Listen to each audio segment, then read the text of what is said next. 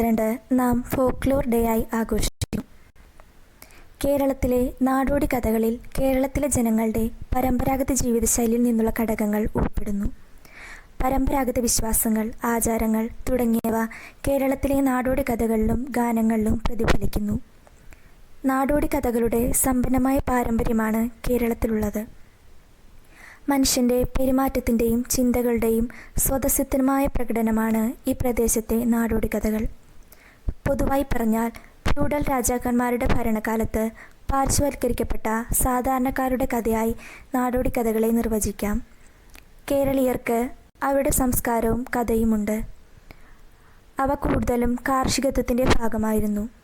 വിതയ്ക്കൽ, നറുനടുന്നത്, കളകൾ നീക്കം ചെയ്യുക, വിളവെടുപ്പ് തുടങ്ങിയവ കൃഷിയുടെ വിവിധ ഘട്ടങ്ങളാണ്. നിരവധി പാട്ടുകളും പ്രകടനങ്ങളും കലകളും അവർക്കൊപ്പമുണ്ട്. പടയണി, തെയ്യം, നീര തുടങ്ങിയവ കേരളത്തിലെ ആചാരപരമായ കഥയുണ്ട്.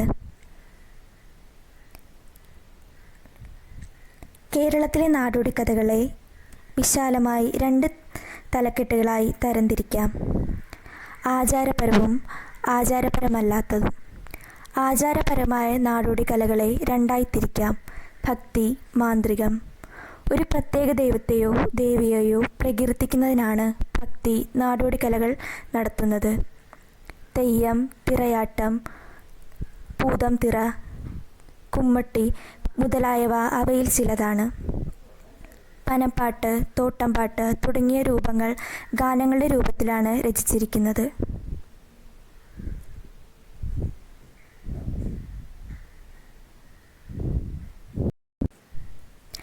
മാന്ത്രിക നാടോടി കലകൾ ഒരു സമൂഹത്തിന് പൊതുവായ അഭിവൃദ്ധി നേടാനോ ദുരാത്മാക്കളെ സൃഷ്ടിക്കാനോ കുട്ടികളെ ജനിപ്പിക്കാനോ ശ്രമിക്കുന്നു.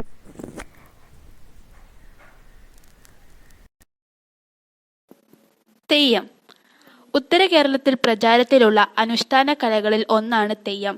ആര്യാധിനിവേശത്തിന് കീഴ്പ്പെടാത്ത ദ്രാവിഡ പഴമയാണ് തെയ്യങ്ങൾ എന്ന് അഭിപ്രായമുണ്ട്. പഴയങ്ങാടി പുഴയ്ക്ക് വടക്കോട്ട് കളിയാട്ടം എന്നും പഴയങ്ങാടി മുതൽ വളപട്ടണം വരെ തെയ്യം എന്നും അല്പവ്യത്യാസങ്ങളോടെ തെയ്യം അറിയപ്പെടുന്നു. ചാക്യാർ കൂത്ത് കേരളത്തിലെ അതിപ്രാചീനമായ ഒരു രംഗകലയാണ് ചാക്യാർ കൂത്ത്. കൂത്ത് പരമ്പരാഗതമായി ചാക്യാർ സമുദായത്തിലെ അംഗങ്ങളാണ് അവതരിപ്പിക്കുക. അതുകൊണ്ട് ചാക്യാന്മാരുടെ കൂത്ത് എന്ന അർത്ഥത്തിലാണ് ഈ പേർ നിലവിൽ വന്നത്. ഇത് ഒരു ഏകാംഗ കലാരൂപമാണ്. കൂടിയാട്ടം ലോക പൈതൃകമായി യുനെസ്കോ അംഗീകരിച്ച ആദ്യത്തെ ഭാരതീയ നൃത്തരൂപമാണ് കൂടിയാട്ടം. അഭിനയ കലയ്ക്കൊന്ന് നൃത്തത്തെക്കാൾ പ്രാധാന്യം നൽകുന്നതിനാൽ കൂടിയാട്ടത്തിനെ അഭിനയത്തിന്റെ അമ്മ എന്ന് വിശേഷിപ്പിക്കുന്നു. കൂടിയാട്ടത്തിന്റെ ഇപ്പോഴുള്ള രൂപത്തിന് 800 വർഷങ്ങളുടെ പഴക്കമേ ഉള്ളൂ. ഏറ്റവും പ്രാചീനമായ സംസ്കൃത നാടകരൂപങ്ങളിലൊന്നാണിത്. പൂർണ്ണ രൂപത്തിൽ ഒരു കൂടിയാട്ടം അവതരിപ്പിക്കാൻ 41 ദിവസം വേണ്ടിവരും.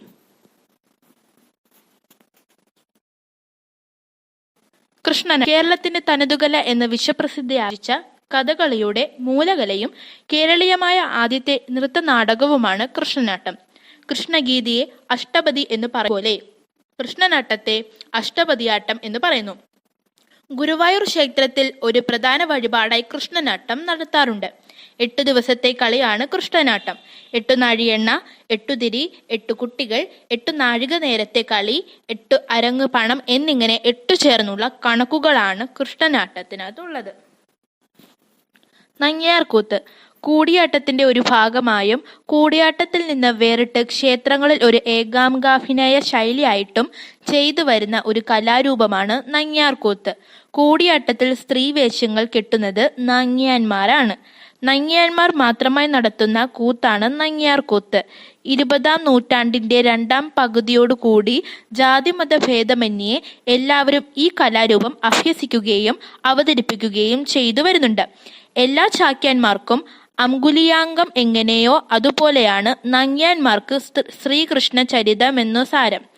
അതിലെ കഥാപാത്രം സുഭദ്രാധനന്യയം നാടകത്തിന്റെ 2ാം അംഗത്തിലെ ചേടി ആണ്. ദ്വാരകാവർണ്ണന, ശ്രീകൃഷ്ണന്റെ അവതാരം, ബാലലീലകൾ എന്നിവ തൊട്ട് സുഭദ്രയും അർജുനനും തമ്മിൽ പ്രേമബദ്ധരാകുന്നതുവരെയുള്ള ഭാഗം ചേടി വിസ്തരിച്ച് അഭിനയിക്കുന്നു. ഇതിനിടയിൽ ചേടിക്ക് പുരുഷന്മാരും സ്ത്രീകളുമായ പല കഥാപാത്രങ്ങളുമായി പകർന്നാടേണ്ടി വരുന്നു. മോഹിനിയാട്ടം. മോഹിനിയാട്ടം കേരളത്തിന്റെ തനത് ലാസ്യനൃത്ത കലാരൂപമാണ്. നാട്യശാസ്ത്രത്തിൽ പ്രതിപാദിക്കുന്ന ചതുർവൃത്തികളിൽ ലാസ്യലാവണ്യ സമ്പന്നമായ കൈശികീ വൃത്തിയിൽ ഊന്നിയ ചലനങ്ങളാണ് മോഹിനിയാട്ടത്തിന്റെ മുഖമുദ്ര. ഭാരതി, സാത്വതി, ആരഭടി എന്നിവയാണ് മറ്റു 3 വൃത്തികൾ. രസരാജനായ ശൃംഗാരമാണ് മോഹിനിയാട്ടത്തിൽ കൂടുതലായി ആവിഷ്കരിക്കപ്പെടാറുള്ളത്. ശൃംഗാരരസ പ്രകരണത്തിന് ഏറ്റവും അനുയോജ്യമായ വൃത്തിയും കൈശികിയത്രേ. മലയാളത്തിലെ ഒരേ ഒരു ശാസ്ത്രീയ സ്ത്രീ നൃത്തകലയായ മോഹിനിയാട്ടം ഈയിടെയായി പുരുഷന്മാരും അവതരിപ്പിച്ചു കാണുന്നു. കേരളീയ ക്ഷേത്രങ്ങളിൽ നിലനിന്നിരുന്ന ദേവദാസിനി നൃത്തത്തിന്റെ പരിഷ്കരിച്ച രൂപമാണ് മോഹിനിയാട്ടം. കലാമണ്ഡലം കല്യാണിക്കുട്ടിയമ്മ കേരളത്തിലെ പ്രശസ്തയായ മോഹിനിയാട്ട നർത്തകിയായിരുന്നു. കേരള നടനം. ഗുരു ഗോപിനാഥ് കഥകളിയെ അടിസ്ഥാനപ്പെടുത്തി ചിട്ടപ്പെടുത്തിയ നാട്യരൂപമാണ് കേരള നടനം. തിറയാട്ടം. കേരളത്തിൽ തെക്കൻ മലബാറിലെ കാവുകളിലും തറവാട്ടു സ്ഥാനങ്ങളിലും വർഷം തോറും നടത്തിവരുന്ന ഒരു അനുഷ്ഠാന കലാരൂപമാണ് തിറയാട്ടം. ദേവപ്രീതിക്കായി കോലം കെട്ടിയാടുന്ന ചടുലവും വർണ്ണാഭവും ഭക്തിനിർഭരവുമായ ഗോത്രകലാരൂപമാണിത്. നൃത്തവും അഭിനയക്രമങ്ങളും ഗീതങ്ങളും വാദ്യാഘോഷങ്ങളും മുഖത്തെഴുത്തും മെയ്യെഴുത്തും ആയോധനകലയും അനുഷ്ഠാനങ്ങളും സമന്വയിക്കുന്ന ചടുലമായ ഗോത്രകലാരൂപമാണ് തിറയാട്ടം. തനതായ ആചാരാനുഷ്ഠാനങ്ങളിൽ വേഷവിധാനങ്ങളും കലാപ്രകടനങ്ങളും തിറയാട്ടത്തെ മറ്റു കലാരൂപങ്ങളിൽ നിന്നും വ്യത്യസ്തമാക്കുന്നു. ചൂട്ടുവെളിച്ചത്തിൽ ചെണ്ടമേളത്തിന്റെ അകമ്പടിയോടെ കാവുമുറ്റങ്ങളിൽ അരങ്ങേറുന്ന ഈ ദൃശ്യവിസ്മയം തെക്കൻ മലബാറിന്റെ തനത് കലാരൂപമാണ്. തിറയാട്ടത്തിലെ വിചിത്രമായ വേഷവിധാനങ്ങളും ആചാരാനുഷ്ഠാനങ്ങളും പ്രാക്തന കാലത്തെ സാമൂഹിക ജീവിതത്തിന്റെ പ്രതിഫലനങ്ങളാണ്. പടയണി. കേരളത്തിന്റെ പ്രാചീന സംസ്കാരത്തിന്റെ പ്രതീകങ്ങളിലൊന്നായി ഭഗവതി ക്ഷേത്രങ്ങളിൽ അവതരിപ്പിച്ചു വരുന്ന ഒരു അനുഷ്ഠാന കലയാണ് പടയണി. പടയണി എന്നും ഇതിന് വിളിപ്പേരുണ്ട്. വിളവെടുപ്പിനോടനുബന്ധിച്ച് ആണ് ഇത് നടത്തിവരുന്നത്. ഒരു ഗ്രാമത്തിലെ മൊത്തം ജനങ്ങളെയും വസൂരിയിൽ നിന്നും മറ്റും രക്ഷിക്കുന്നതിനായാണ് ഇത് നടത്തിവരുന്നത് എന്നതിനാൽ നാനാജാതി മതസ്ഥരുടെയും പങ്കാളിത്തം പടയണിയിൽ കാണുവാനാകും. കവുങ്ങിൻ പാളകളിൽ നിർമ്മിച്ച ചെറുതും വലുതുമായ അനേകം കോലങ്ങളേന്തി തപ്പ്, കൈമണി, ചെണ്ട തുടങ്ങിയ വാദ്യങ്ങളുടെ ശബ്ദമേളങ്ങൾക്കിടയിൽ തീച്ചൂട്ടകളുടെയും പന്തങ്ങളുടെയും വെളിച്ചത്തിൽ തുള്ളിയുറയുന്നതാണ് ഇതിന്റെ അവതരണ രീതി. പ്രധാനമായും ഭദ്രകാളി ക്ഷേത്രത്തിൽ, കാവുകളിൽ എന്നിവിടങ്ങളിൽ ആണ് പടയണി നടക്കുന്നത്. മധ്യ തിരുവിതാംകൂറിലെ പത്തനംതിട്ട, കോട്ടയം, കൊല്ലം, ആലപ്പുഴ എന്നീ ജില്ലകളിലായി പരന്നുകിടക്കുന്ന പ്രദേശങ്ങളിൽ പടയണി നടത്താറുണ്ട്. കേന്ദ്ര ടൂറിസം വകുപ്പിന് കീഴിൽ പ്രവർത്തിക്കുന്ന കടമ്മനിട്ട പടയണി ഗ്രാമം കേരളത്തിലെ പ്രമുഖ പടയണി പരിശീലന കേന്ദ്രമാണ്. വടക്കൻ മലബാറിലെ തെയ്യങ്ങളുമായി സാമ്യം ഉണ്ട്.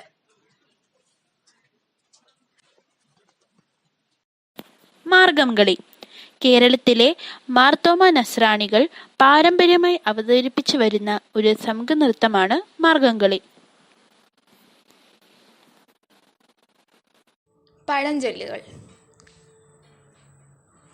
തന്നോളം വളർന്നാൽ തനിക്കൊപ്പം. മക്കൾ മുതിർന്നു കഴിഞ്ഞാൽ പിന്നെ മാതാപിതാക്കൾ അവരെ തുല്യരായി കണക്കാക്കണം എന്നാണ് ഈ പഴഞ്ചൊല്ലിൻ്റെ അർത്ഥം. വെളുക്കാൻ തേച്ചത് പാണ്ടായി. ഒരു നല്ല കാര്യം ആകുമെന്ന് വിചാരിച്ച് ചെയ്തത് മോശം കാര്യമായി പോകുമ്പോഴാണ് ഇങ്ങനെ പറയാറുള്ളത്. തീയിൽ കുരുത്തത് വെയിലത്ത് വാടില്ല. കഠിനമായ പരീക്ഷണങ്ങൾ നേരിട്ട് വളരുന്നവർ ചെറിയ പരീക്ഷകളിൽ തോക്കില്ല എന്നതാണ് ഈ പഴഞ്ചൊല്ലിൻ്റെ അർത്ഥം. വേണമെങ്കിൽ ചക്ക വേരിലും കായ്ക്കും. ഒന്നും അസാധ്യമല്ല എന്നാണ് ഈ പഴഞ്ചൊല്ല് നമ്മെ ഓർമ്മപ്പെടുത്തുന്നത്. വിദ്യാധനം സർവധനാൽ പ്രധാനം. സകലമാന ധനങ്ങളിലും വെച്ച് ഏറ്റവും മഹത്തരമേറിയത് അറിവാകുന്നു. വിനാശകാലേ വിപരീത ബുദ്ധി. സമയം മോശമായിരിക്കുമ്പോൾ നമ്മൾ ആലോചിച്ചിട്ട് ചെയ്തതാണെങ്കിലും മോശമായിട്ടായിരിക്കും ഭവിക്കുക എന്നതാണ് ഈ പഴഞ്ചൊല്ല് നമ്മെ ഓർമ്മപ്പെടുത്തുന്നത്. വല്ലഭന് പുല്ലും ആയുധം. കഴിവും പ്രാഗൽഭ്യവുമുള്ള ആണ് പ്രധാനം, ഉപകരണമല്ല. ബിരുദുള്ളവൻ ഏത് നിസ്സാരമായ ആയുധം കൊണ്ട് പോലും ലക്ഷ്യം നിറവേറ്റും. എന്നാൽ കഴിവില്ലാത്തവന് എത്ര മികച്ച ആയുധം ലഭിച്ചാലും ഒരു കാര്യവുമില്ല. വെട്ടൊന്ന് മുറി രണ്ട്. വിട്ടുവീഴ്ചയില്ലായ്മയെയാണ് ഈ പഴഞ്ചൊല്ല് സൂചിപ്പിക്കുന്നത്. ഒരു വെടിക്ക് രണ്ട് പക്ഷി. ഒരു പ്രവൃത്തി കൊണ്ട് രണ്ടോ അതിലധികമോ ലക്ഷ്യങ്ങൾ നിറവേറ്റുന്നതിനെയാണ് ഈ പഴഞ്ചൊല്ല് കൊണ്ട് ഉദ്ദേശിക്കുന്നത്. ഒരുമ ഉണ്ടെങ്കിൽ ഉലയ്ക്കമേലും കിടക്കാം. ഐക്യമുണ്ടെങ്കിൽ അസാധ്യമായ കാര്യങ്ങൾ എന്തും സാധ്യമാക്കാം എന്നാണ് ഈ പഴഞ്ചൊല്ല് നമ്മെ ഓർമ്മപ്പെടുത്തുന്നത്.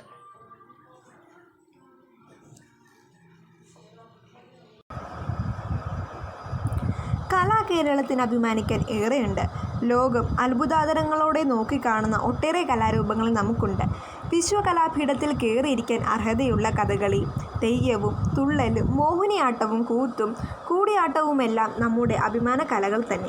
കലാരൂപങ്ങളെ പൊതുവിൽ ശാസ്ത്രീയ കലകളെന്നും നാടൻ കലകളെന്നും തരം തിരിച്ച് വിലയിരുത്താറുണ്ട്. നാട്ടിപ്പാട്ട്, കറ്റപ്പാട്ട്, കൊയ്ത്തുപാട്ട് തുടങ്ങിയ കാർഷിക ഗാനാവതരണങ്ങളും ചിമ്മാനക്കളി, പടയണി തുടങ്ങിയ നാടൻ കലാരൂപങ്ങളും നമ്മുടെ നാട്ടുപഴക്കവും കാർഷിക സംസ്കാരവും തമ്മിലുള്ള ബന്ധത്തിൻ്റെ പ്രകടിത രൂപങ്ങളാണ്. നാടൻ കലാരൂപങ്ങളെ വളർച്ചയ്ക്കും നിലനിൽപ്പിനും തലമുറകളിലൂടെ വിവിധ ജനവിഭാഗങ്ങൾ തങ്ങളുടേതായ സംഭാവന നൽകി വരുന്നു.